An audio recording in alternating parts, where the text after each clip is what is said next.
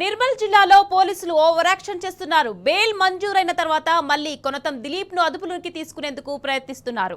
దీంతో BRS legal team సభ్యులు పోలీసులతో వాగ్వాదానికి దిగారు.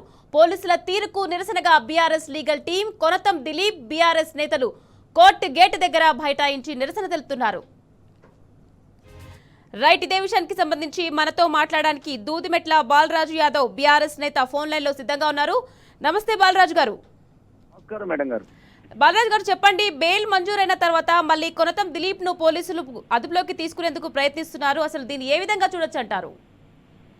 ముందుగా మేడం, ఇలా తెలంగాణ రాష్ట్రంలో మరి పోలీస్ పాలన కొనసాగుతుందా, కాంగ్రెస్ పార్టీ పాలన కొనసాగుతుందా, లేకపోతే ఈ రాష్ట్రంలో భారత రాజ్యాంగం నడుస్తుందా, లేకపోతే రేవంత్ రెడ్డి రాజ్యాంగం ఏమైనా స్పెషల్ గా నడుస్తుందా అనేది అర్థం కాని పరిస్థితి. ఇలా గతంలో తెలంగాణ ఉద్యమ సమయంలో కొనతం దిలీప్ గారు తెలంగాణ రాష్ట్రం ఏర్పడాలని పోరాడినటువంటి వ్యక్తి. అదేవిధంగా ఎన్ఆర్ఐగా ఉంటూ అదేవిధంగా తెలంగాణ ఉద్యమంలో క్రియాశీలకంగా పనిచేసిన వ్యక్తి. తెలంగాణ రాష్ట్రం ఏర్పడిన తర్వాతకి తన సేవలు అవసరమని చెప్పేసి ఆ రోజు తెలంగాణ ప్రభుత్వంలో డిజిటల్ మీడియా డైరెక్టర్ గా పనిచేసినటువంటి వ్యక్తి. అదే క్రమంలో ఇలా సోషల్ మీడియా వేదికగా తెలంగాణ ప్రభుత్వము మరి అయితే రేవంత్ రెడ్డి గారి నాయకత్వంలో గతంలో ప్రతిపక్షం ఉన్నప్పుడు అనేక రకాల అలువుగాని హామీలు ఇచ్చి 420 హామీలు ఇచ్చి ప్రజల్ని మరి చీట్ చేసింది అనే అంశాన్ని ఇలా స్పష్టంగా ప్రజలకు కనపడుతుంది. ఇలా రైతాంగమే కాదు, అన్ని వర్గాల ప్రజలు కూడా ఇలా రేవంత్ రెడ్డి గారు గత ఎన్నికల్లో ఇచ్చినటువంటి హామీల పట్ల ప్రశ్నించే సందర్భం కనపడతా ఉంది. ఇలా ప్రశ్నిస్తే వేధింపులు, ప్రశ్నిస్తే కేసులు, ప్రశ్నిస్తే నిర్బంధం, ప్రశ్నిస్తే అరెస్టులు, ప్రశ్నిస్తే జైలు నిర్బంధాలు అనేటువంటి ఆ వాణిగా ఇలా తెలంగాణ రాష్ట్ర ప్రభుత్వం రేవంత్ రెడ్డి సర్కారు వ్యవహరిస్తా ఉంది. ఇలా నేను అడుగుతా ఉన్నాను టీ న్యూస్ వేదికగా, ఇలా కొనతం దిలీప్ గారు చేసినటువంటి ఆ అన్యాయమైన చర్య ఏందో ఇలా ప్రభుత్వం చెప్పాల్సిన అవసరం ఉంది. ఇలా సోషల్ మీడియా ప్లాట్ఫామ్ గా ఇలా తెలంగాణ భారత రాష్ట్ర సమితి సోషల్ మీడియా విభాగం మరి సంబంధించినటువంటి ఇన్ఛార్జిగా తెలంగాణ ప్రభుత్వం రేవంత్ రెడ్డి గారి నాయకత్వంలో ప్రజలకు ఇచ్చిన హామీల్ని ప్రశ్నిస్తే కేసులు పెడతారా? మరి అలా మీరే చెప్పారు కదా, 6 గ్యారంటీలు ఇచ్చినాము, 7వ గ్యారంటీ సామాజిక న్యాయం, 7వ గ్యారంటీ ప్రజా పరిపాలన, 7వ గ్యారంటీ ప్రశ్నించే హక్కు ఉందని చెప్పేసి మీరే మాట్లాడారు కదా. మరి 7వ గ్యారంటీ ఎందుకు తుంగలో తొక్కుతా ఉన్నారు? ఎందుకు ప్రజాస్వామ్యాన్ని ఇలా తుంగలో తొక్కుతా ఉన్నారు? ఎందుకు ప్రజాస్వామ్యాన్ని అపహాస్యం చేస్తా ఉన్నారు?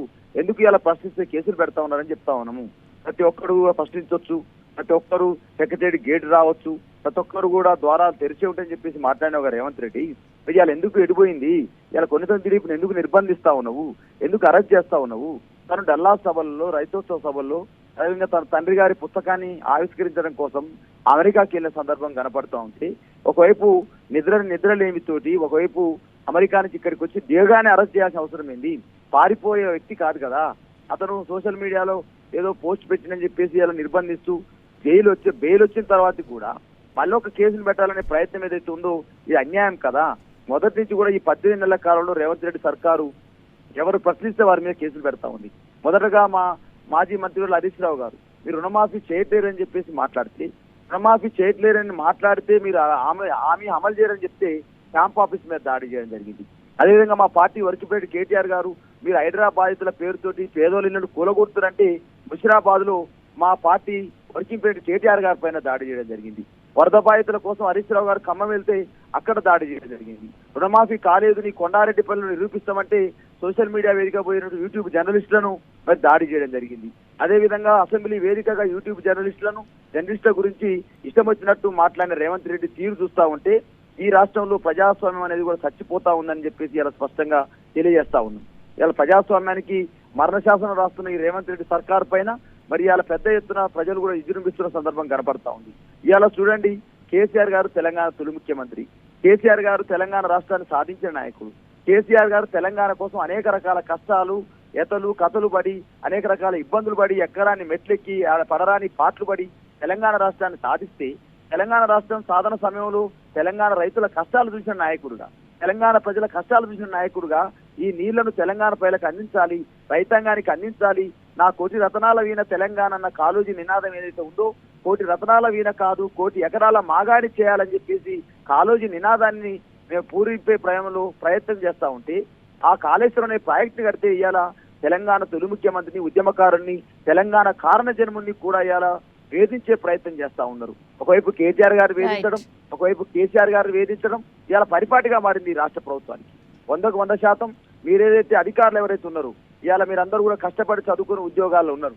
కావాల్సుకొని ఇవాళ తెలంగాణ రాష్ట్రంలో ఏదైతే సోషల్ మీడియా వేదిక కావచ్చు, బీఆర్ఎస్ పార్టీ కార్యకర్తలు కావచ్చు, తెలంగాణ ప్రభుత్వం ఏదైతే తెలంగాణ రేవంత్ రెడ్డి సర్కార్ అలుగాని హామీలు ఇచ్చి అలా అమలు చేయకుండా ప్రజల్ని దోకా చేస్తా ఉందో, దోకా చేస్తున్న అంశాల పట్ల మేము మాట్లాడితే ఇష్టం వచ్చినట్టు అరెస్టులు చేయడం అనేది సబబు కాదని చెప్పేసి కూడా ఇలా టీ న్యూస్ ద్వారా మేము తెలియజేస్తా ఉన్నాం.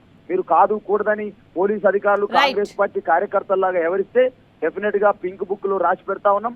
ఏ అధికారి అయితే ఓవర్ యాక్షన్ చేస్తాడు, ఏ పోలీస్ అధికారి అయితే మా కార్యకర్తలను వేధిస్తా ఉన్నాడు, ఈ విధంగానైతే ఇలా కొంచెం దిలీపే కాదు ఈ రాష్ట్రంలో అనేక మంది కార్యకర్తల్ని అనేక మంది నాయకుల్ని వేధిస్తా ఉన్నారు. ఇవాళ చూడండి, స్వయాన మా తెలంగాణ తొలి ముఖ్యమంత్రి కేసీఆర్ గారిని ఇవాళ కేసుల పేరుతోటి కమిషన్ల పేరుతో వేధింపులు చేసే ప్రయత్నం ఈ రేవంత్ రెడ్డి సర్కార్ చేస్తా ఉంది. కమిషన్లు మేము గౌరవిస్తాం, కానీ కమిషన్ల పేరుతో రేవంత్ రెడ్డి సర్కార్ చేస్తున్న ఏదైతే ఈ క్యారెక్టర్ అసోసియేషన్ ఉందో దాన్ని ఖచ్చితంగా మేము ఖండిస్తా ఉన్నాం.